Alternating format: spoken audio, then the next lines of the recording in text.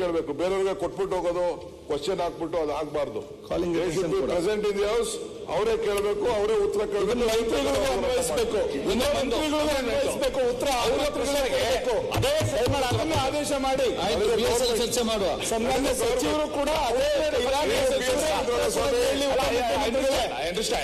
ಇವಾಗ for example ಯಾವ್ದೋ ಬರ್ಲಿಕ್ಕೆ ಆಗದೆ ಇದ್ರೆ ಕ್ವಶನ್ ಕೇಳ್ಬೋದಲ್ಲ, ಅವರೇ ಕೇಳಬೇಕು. ಮಂತ್ರಿ ಮಾತ್ರ ಯಾರು ಬೇಕಾದ್ರೂ ಉತ್ತರ ಕೊಡ್ಬೋದು. ಅವ್ರಿಗೆ ಜವಾಬ್ದಾರಿ ಇಲ್ಲ. ಆಯ್ತು, ಇಲಾಖೆದು ಉತ್ತರ ಅವರೇ ಕೊಡಬೇಕು. ನಿಮ್ಮ ಸಲಹೆ ಏನು? ಈಗ ಅವ್ರು ಹೇಳಿದ ಮಾತು ಅವ್ರಿಗೂ ಅನ್ವಯ ಆಗ್ಬೇಕು. ಹೇಳಿದ್ರಲ್ಲ, ಸರಿಯಾಗಿ ಕೊಟ್ಟಿದ್ರಲ್ಲ, ಅವ್ರು ಹೇಳಿದ ಮಾತು ಅವ್ರಿಗೂ ಅನ್ವಯ ಆಗ್ಬೇಕು. PSCಯಲ್ಲಿ ತೀರ್ಮಾನ ಆಗಿರುವಂತ ವಿಚಾರನ ಪ್ರಸ್ತಾವನೆಯನ್ನ ಮಾಡ್ತಾ ಇದ್ದೀವಿ.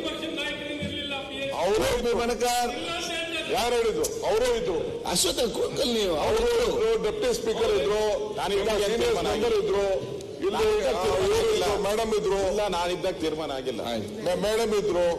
ಇಲ್ಲ, ಇದು ಈಗ ಸುರೇಶ್ ಕುಮಾರ್ ಅವರು ಅಶ್ವಥ್ ನಾರಾಯಣ್ ಹೇಳಿದ ರೀತಿ ಏನಿರ್ಲಿಲ್ಲ ಅಧ್ಯಕ್ಷ ಅವರು, ನಾನಿರ್ಲಿಲ್ಲ, ನನ್ಗೆ ಅದು ಇದ್ರಿ ಗಮನಕ್ಕಿಲ್ಲ, ಗೊತ್ತಿಲ್ಲ, ನನ್ಗೆ ಅದು ಗಮನಕ್ಕೆ ಬಂದಿಲ್ಲ ಇರ್ಬೋದು.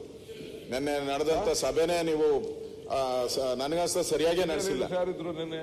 ಪ್ರೋಟೋಕಾಲ್ ಇದ್ರು, ಒಂದು ಸ್ಯಾನಿಟಿ ಇರ್ಬೇಕು, ಒಂದು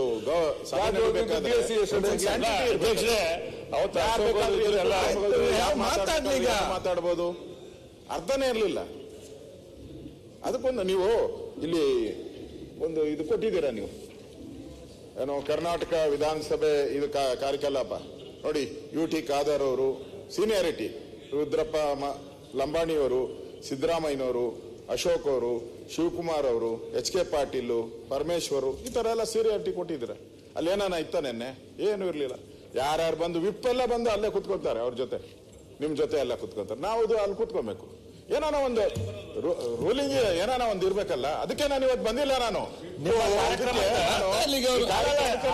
ಪೂರ್ವಕವಾಗಿ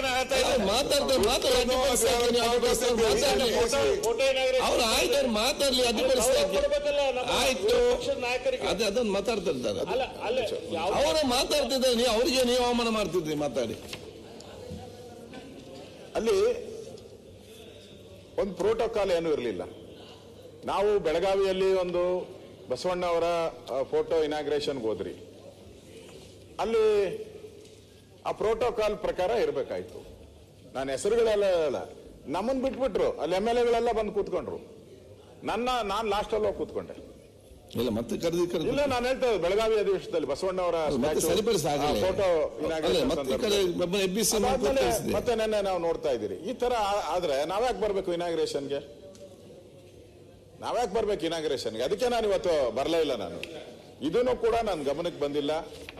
ಸನ್ಮಾನ್ಯ ಉಪಮುಖ್ಯಮಂತ್ರಿಗಳು ಏನ್ ಹೇಳಿದ್ದಾರೆ ಅದು ಎರಡೂ ಕಡೆ ಅಪ್ಲೈ ಆಗ್ಬೇಕು. ಈ ಕ್ವಶನ್ ಕೇಳಕ್ಕೆ ಇವತ್ತಿಂದ ಏನೋ ರೂಲ್ ಏನಿಲ್ಲ. ಬಹಳ ವರ್ಷಗಳಿಂದ ಯಾರು ಬರಲ್ಲೋ ಅವ್ರು ಮುಂಚೆನೆ ಸ್ಪೀಕರ್ ಅವರಿಗೆ ಲೆಟರ್ ಕೊಡ್ತಾರೆ, ನಾನು ಬರಕ್ಕಾಗ್ತಾ ಇಲ್ಲ, ಅವತ್ತು ಬೇರೆ ಕಾರ್ಯಕ್ರಮ ಇದೆ. ಕಾರ್ಯಕ್ರಮ ಬೇರೆ ಇರ್ಬೋದು, ಏನೋ ಆಸ್ಪತ್ರೆಗೆ ಹೋಗ್ಬೋದು ಅಥವಾ ಏನೋ ಸೀರಿಯಸ್ ಇರ್ಬೋದು.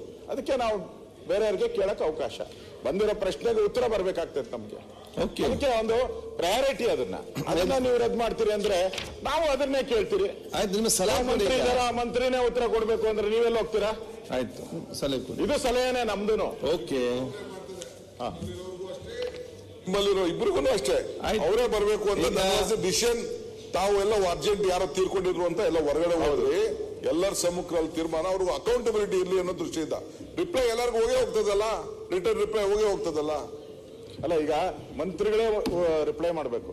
ಅದು ಆಯ್ತಾ? ಈಗ ಒಪ್ಕೊಂಡಿದ್ದಾರೆ, ಅವರೇ ಉಪಮುಖ್ಯಮಂತ್ರಿಗಳು ಒಪ್ಕೊಂಡಿದ್ದಾರೆ.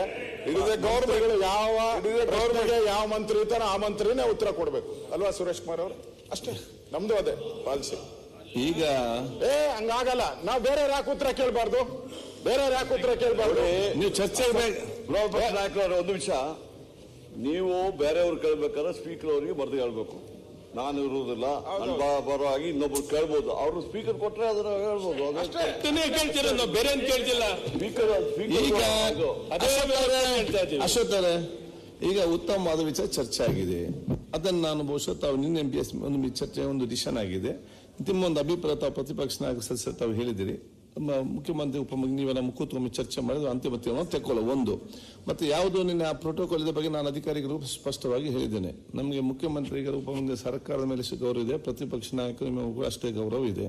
ಏನೋ ಹೆಚ್ಚು ಕಮ್ಮಿ ಆದರೆ ಅದನ್ನು ಸರಿಪಡಿಸ್ತೇವೆ. ಅದನ್ನು ನೀವು ಅದನ್ನು ತಲೆಯಲ್ಲಿ ಬೇಸರಿಟ್ಕೊಂಡಿದ್ದೆ ಕೆಲ ಬರೆದು ಕೂತ್ಕೊಳ್ಬೇಡಿ, ಎಲ್ಲ ಕಾರ್ಯಕ್ರಮಕ್ಕೆ ಬನ್ನಿ. ಈಗ ಬನಕರವರೇ. ಮಾನ್ಯ ಸಭಾಧ್ಯಕ್ಷರೇ, ಮಾನ್ಯ ಉಪಮುಖ್ಯಮಂತ್ರಿಗಳಿಗೆ 113ನೇ ಪ್ರಶ್ನೆ ಕೇಳ್ತಾ ಇದ್ದೆ. ಅಧ್ಯಕ್ಷ, ಉತ್ತರವನ್ನು ಒದಗಿಸಲಾಗಿದೆ.